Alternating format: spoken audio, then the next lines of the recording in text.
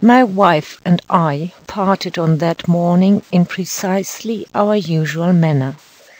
She left her second cup of tea to follow me to the front door. There she plucked from my lapel the invisible strand of lynch, the universal act of woman to proclaim ownership, and bade me to take care of my cold. I had no cold.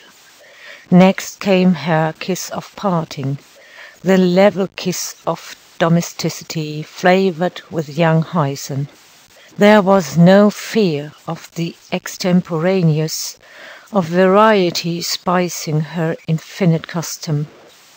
With the deft touch of long malpractice, she dabbed awry my well-set scarf-pin, and then, as I closed the door, I heard her morning slippers pattering back to her cooling tea. When I set out, I had no thought or premonition of what was to occur. The attack came suddenly. For many weeks I had been toiling, almost night and day, at a famous railroad law case that I won triumphantly but a few days previously. In fact, I had been digging away at the law almost without cessation for many years. Once or twice good Dr. Volney, my friend and physician, had warned me. "If you don't slacken up, Belfort," he said, "you'll go suddenly to pieces. Either your nerves or your brain will give way. Tell me, does a week pass in which you do not read in the papers of a case of aphasia, of some man lost, wandering nameless, with his past and his identity blotted out, and all from that little brain clot made by overwork or worry?" "I always thought," said I, "that the clot in those instances was really to be found on the brains of the newspaper reporters." Dr. Volney shook his head. "The disease exists," he said. "You need a change or a rest. Courtroom, office, and home. There is the only route you travel. For recreation you read law books. Better take warning in time." "On Thursday nights," I said defensively, "my wife and I play cribbage. On Sundays she reads to me the weekly letter from her mother. That law books are not a recreation remains yet to be established." That morning, as I walked, I was thinking of Dr. Volney's words. I was feeling as well as I usually did, possibly in better spirits than usual. I woke with stiff and cramped muscles from having slept long on the incommodious seat of a day coach. I leaned my head against the seat and tried to think. After a long time I said to myself, "I must have a name of some sort." I searched my pockets. Not a card, not a letter, not a paper or monogram could I find. But I found in my coat pocket nearly $3,000 in bills of large denomination. "I must be someone, of course," I repeated to myself, and began again to consider. The car was well crowded with men, among whom, I told myself, there must have been some common interests, for they intermingled freely, and seemed in the best good humor and spirits. One of them, a stout, spectacled gentleman, enveloped in a decided odor of cinnamon and aloes, took the vacant half of my seat with a friendly nod and unfolded a newspaper. In the intervals between his periods of reading, we conversed, as travelers will, on current affairs. I found myself able to sustain the conversation on such subjects with credit, at least to my memory. By and by, my companion said, "You are one of us, of course. Fine lot of men, the West sends in this time. I'm glad they held the convention in New York. I've never been east before. My name's R.P. Boulder, Boulder and Son of Hickory Grove, Missouri. Though unprepared, I rose to the emergency, as men will when put to it. Now must I hold a christening, and be at once babe, parson, and parent. My senses came to the rescue of my slower brain. The insistent odor of drugs from my companion supplied one idea. A glance at his newspaper, where my eye met a conspicuous advertisement, assisted me further. "My name," said I, glibly, "is Edward Pinkhammer. I am a druggist, and my home is in Cornopolis, Kansas." "I knew you were a druggist," said my fellow traveler, affably. "I saw the callous spot on your right forefinger, where the handle of the pestle rubs. Of course, you are a delegate to our national convention." "Are all these men druggists?" I asked, wonderingly. "They are. This car came through from the west. And they're your old-time druggists, too. None of your patent tablet and granule pharmaceutists that use slot machines instead of a prescription desk. We percolate our own paregoric and roll our own pills, and we ain't above handling a few garden seeds in the spring and carrying a sideline of confectionery and shoes. I tell you, Hempinker, I've got an idea to spring on this convention. New ideas is what they want. Now, you know the shelf bottles of tartar emetic and Rochelle salt, antimonium et potassium tartrate, and sodium et potassium tartrate. One's poison, you know, and the other's harmless. It's easy to mistake one label for the other. Where do druggists mostly keep 'em? Why, as far apart as possible on different shelves. That's wrong. I say, keep 'em side by side, so when you want one, you can always compare it with the other and avoid mistakes. Do you catch the idea?" "It seems to me a very good one," I said. "All right. When I spring it on the convention, you back it up. We'll make some of these Eastern orange phosphate and massage cream professors that think they're the only lozenges in the market look like hypodermic tablets." "If I can be of any aid," I said, warming, "the 2 bottles of tartrate of antimony and potash and tartrate of soda and potash shall henceforth sit side by side," I concluded firmly. "Now, there's another thing," said Mr. Boulder. "For an excipient in manipulating a pill mass, which do you prefer, the magnesia carbonate or the pulverized glycerizer radix?" "The magnesia," I said. It was easier to say than the other word. Mr. Boulder glanced at me distrustfully through his spectacles. "Give me the glycerizer," said he. "Magnesia cakes." "Here's another one of these fake aphasia cases," he said presently, handing me his newspaper and laying his finger upon an article. "I don't believe in 'em. I put 9 out of 10 of 'em down as frauds.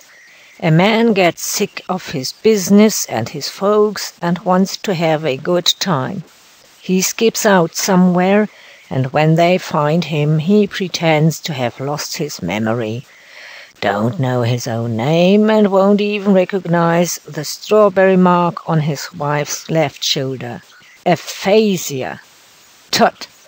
Why can't they stay at home and forget?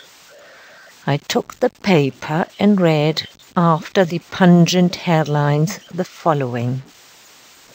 Denver, June 12th. Elwyn C. Belford, a prominent lawyer, is mysteriously missing from his home since 3 days ago, and all efforts to locate him have been in vain. Mr. Belford is a well-known citizen of the highest standing and has enjoyed a large and lucrative law practice. He is married and owns a fine home and the most extensive private library in the state. On the day of his disappearance, he drew quite a large sum of money from his bank. No one can be found who saw him after he left the bank. Mr. Belford was a man of singularly quiet and domestic tastes, and seemed to find his happiness in his home and profession. If any clue at all exists to his strange disappearance, it may be found in the fact that for some months he has been deeply absorbed in an important law case in connection with the Q, Y, and Z Railroad Company. It is feared that overwork may have affected his mind. Every effort is being made to discover the whereabouts of the missing man. "It seems to me you're not altogether uncynical, Mr. Boulder," I said after I had read the dispatch. "This has the sound, to me, of a genuine case. Why should this man, prosperous, happily married and respected, choose suddenly to abandon everything? I know that these lapses of memory do occur, and that men do find themselves adrift without a name, a history, or a home." "Oh, gammon and jalap," said Mr. Boulder. "It's larks they're after. There's too much education nowadays. Men know about aphasia, and they use it for an excuse. The women are wise too. When it's all over, they look you in the eye, as scientific as you please, and say, 'He hypnotized me.'" Thus Mr. Boulder diverted, but did not aid, me with his comments and philosophy. We arrived in New York about 10 at night. I rode in a cab to a hotel, and I wrote my name, Edward Pinkhammer, in the register. As I did so, I felt pervade me a splendid, wild, intoxicating buoyancy, a sense of unlimited freedom, of newly attained possibilities. I was just born into the world. The old fetters, whatever they had been, were stricken from my hands and feet. The future lay before me, a clear road, such as an infant enters, and I could set out upon it equipped with a man's learning and experience. I thought the hotel clerk looked at me 5 seconds too long. I had no baggage. "The druggist's convention," I said. "My trunk has somehow failed to arrive." I drew out a roll of money. "Ah," said he, showing an auriferous tooth, "we have quite a number of the Western delegates stopping here." He struck a bell for the boy.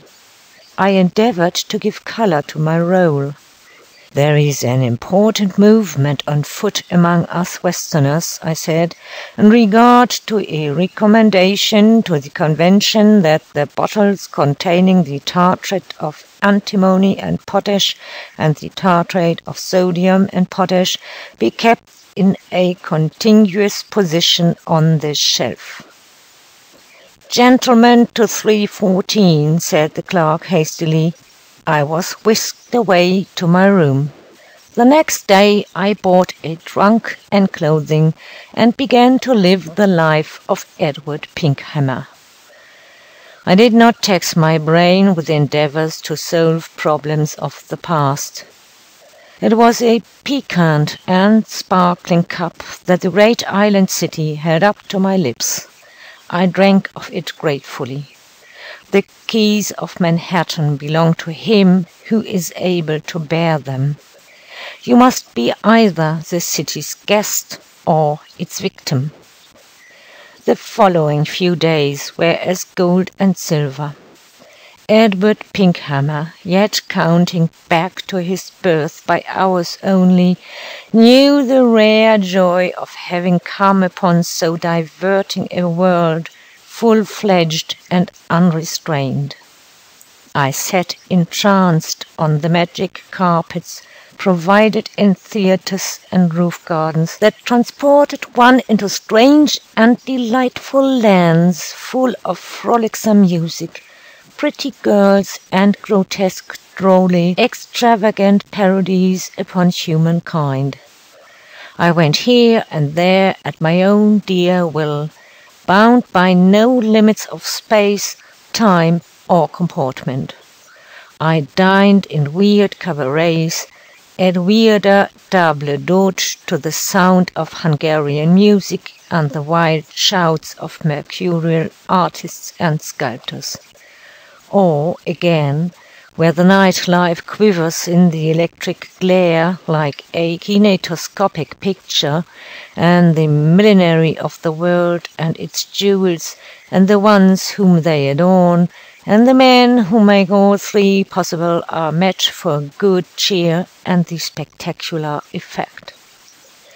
And among all these scenes that I have mentioned, I learned one thing that I never knew before. And that is that the key to liberty is not in the hands of license, but convention holds it. Comedy has a toll gate at which you must pay, or you may not enter the land of freedom.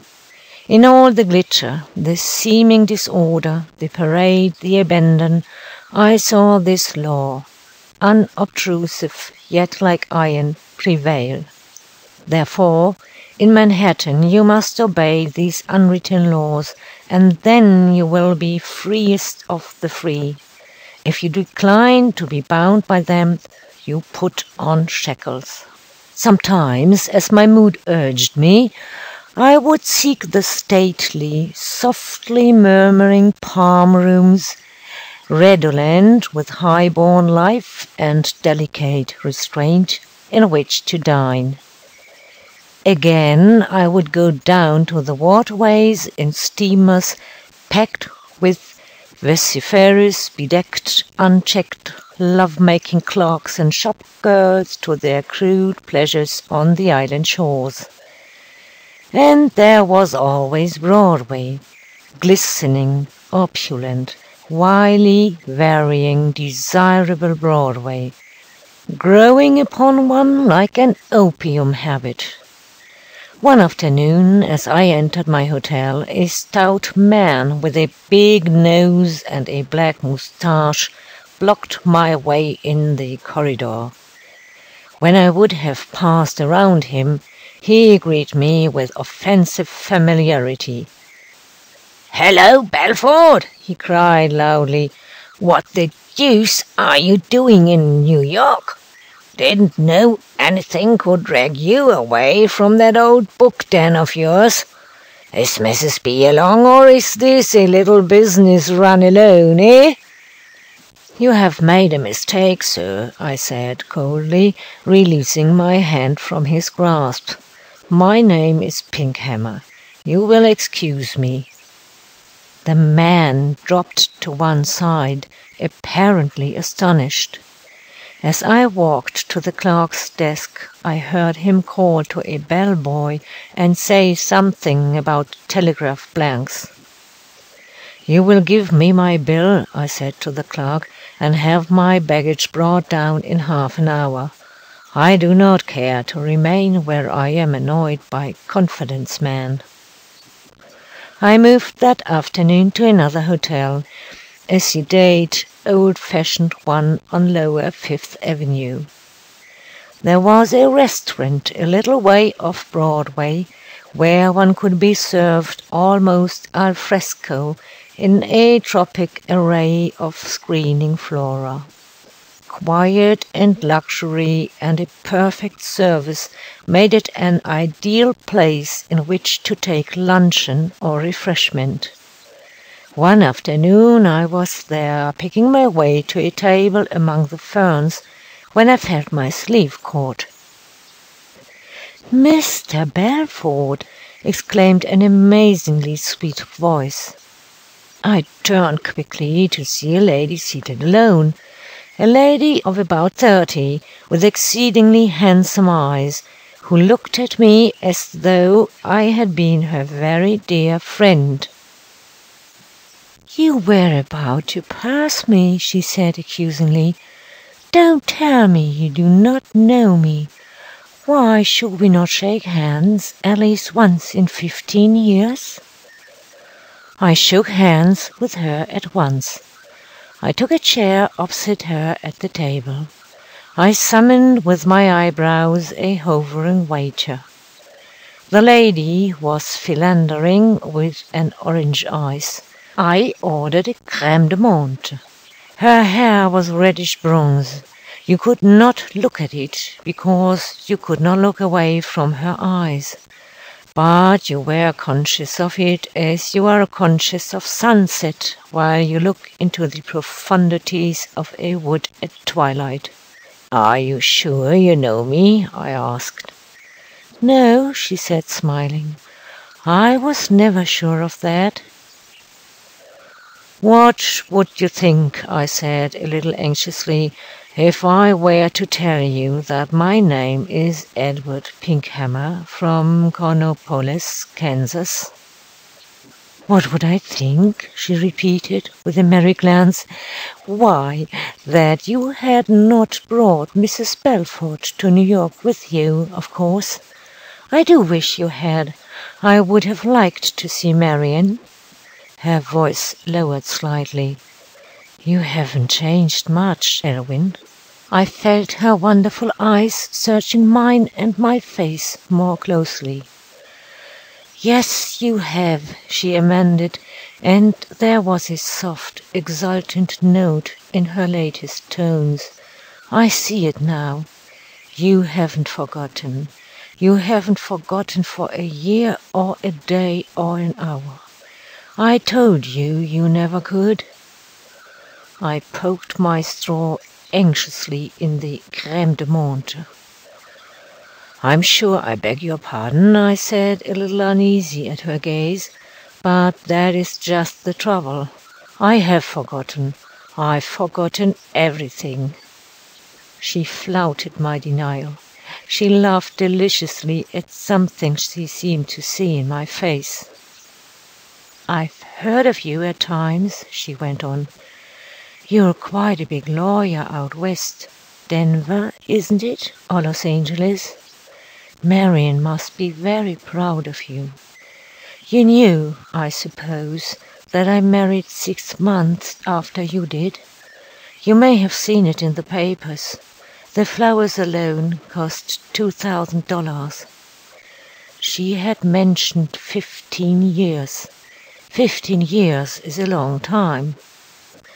"Would it be too late," I asked, somewhat timorously, "to offer you congratulations?"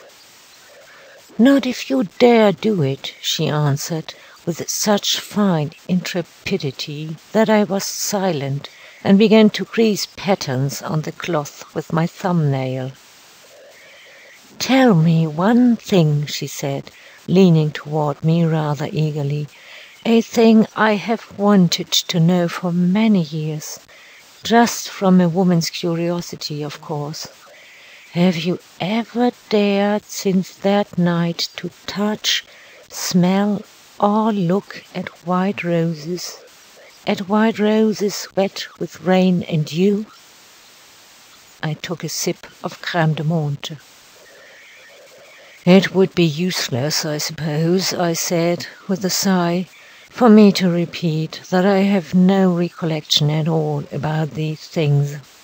My memory is completely at fault. I need not say how much I regret it. The lady rested her arms upon the table, and again her eyes disdained my words and went travelling by their own route direct to my soul. She laughed softly, with a strange quality in the sound. It was a laugh of happiness, yes, and of content, and of misery. I tried to look away from her. "You lie, Elwyn Belford," she breathed blissfully. "Oh, I know you lie." I gazed dully into the ferns. "My name is Edward Pinkhammer," I said. "I came with the delegates to the Druggists' National Convention. There is a movement on foot for arranging a new position for the bottles of tartrate of antimony and tartrate of potash, in which very likely you would take little interest." A shining landau stopped before the entrance. The lady rose. I took her hand and bowed. "I am deeply sorry," I said to her, "that I cannot remember. I could explain, but fear you would not understand. You will not concede Pinkhammer, and I really cannot at all conceive of the roses and other things." "Good-bye, Mr. Belford," she said, with her happy, sorrowful smile, as she stepped into her carriage. I attended the theatre that night. When I returned to my hotel, a quiet man in dark clothes, who seemed interested in rubbing his finger-nails with a silk handkerchief, appeared magically at my side. "Mr. Pinkhammer," he said, giving the bulk of his attention to his forefinger, "may I request you to step aside with me for a little conversation? There is a room here." "Certainly," I answered. He conducted me into a small private parlor. A lady and a gentleman were there. The lady, I surmised, would have been unusually good-looking had her features not been clouded by an expression of keen worry and fatigue. She was of a style of figure and possessed coloring and features that were agreeable to my fancy. She was in a travelling dress. She fixed upon me an earnest look of extreme anxiety, and pressed an unsteady hand to her bosom. I think she would have started forward, but the gentleman arrested her movement with an authoritative motion of his hand. He then came, himself, to meet me. He was a man of 40, a little grey about the temples, and with a strong, thoughtful face. "Belford, old man," he said cordially, "I'm glad to see you again.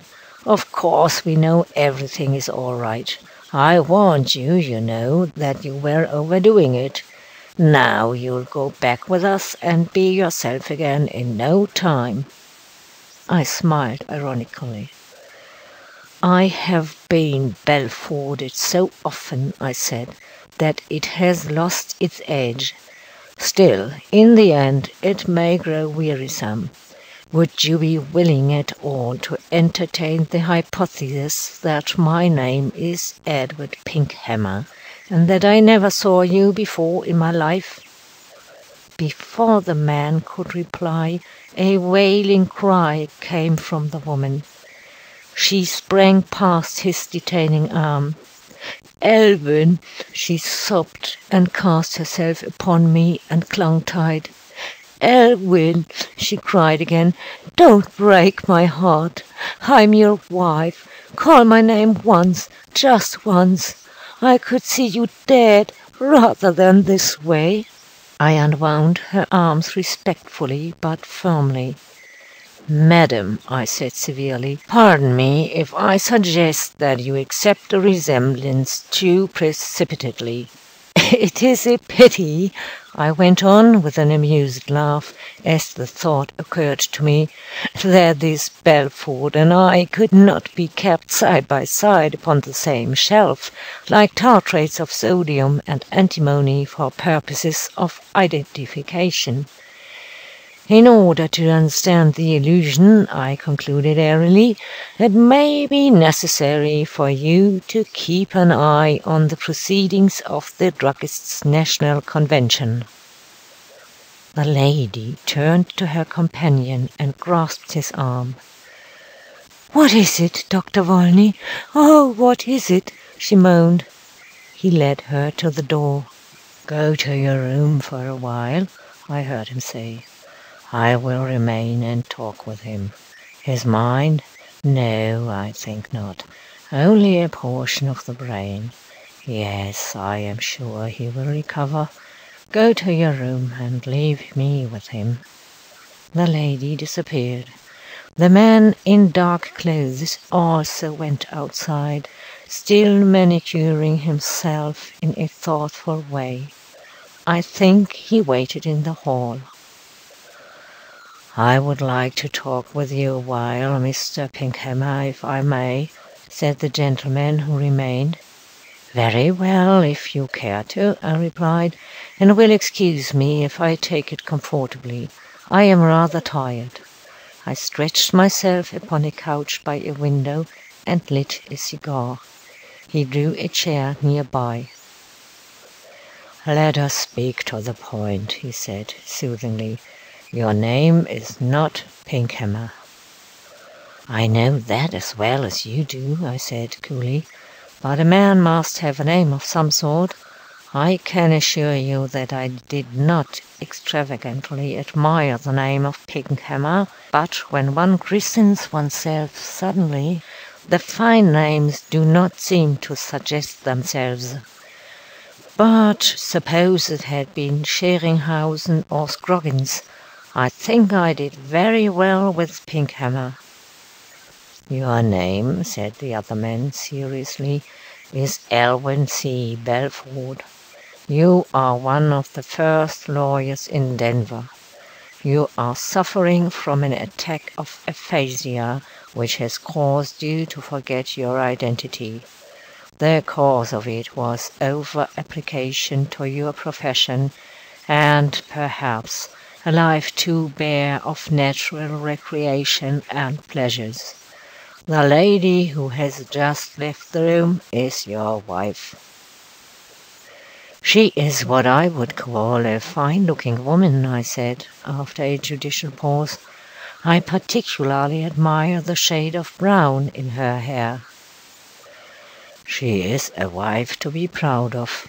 Since your disappearance nearly 2 weeks ago, she has scarcely closed her eyes. We learned that you were in New York through a telegram sent by Isidore Newman, a traveling man from Denver. He said that he had met you in a hotel here, and that you did not recognize him." "I think I remember the occasion," I said. "The fellow called me Belford, if I am not mistaken. But don't you think it about time now for you to introduce yourself?" "I am Robert Volney, Dr. Volney.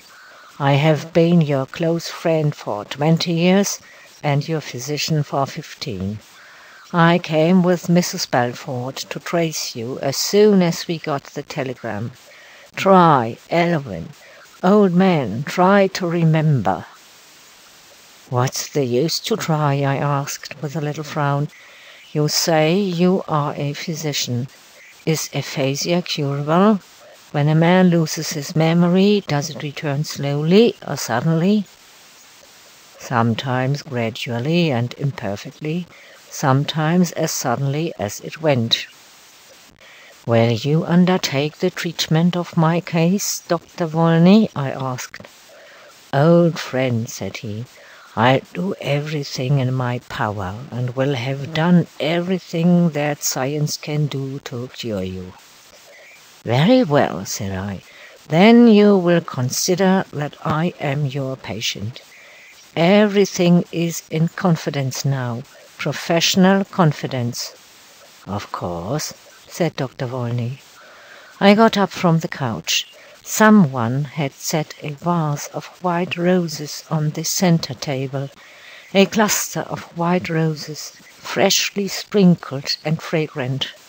I threw them far out of the window, and then I laid myself upon the couch again. "It will be best, Bobby," I said, "to have this cure happen suddenly. I'm rather tired of it all anyway. You may go now and bring Marian in. But, oh, Doc," I said with a sigh as I kicked him on the shin, "good old Doc, it was glorious." End of A Ramble in Aphasia by O. Henry.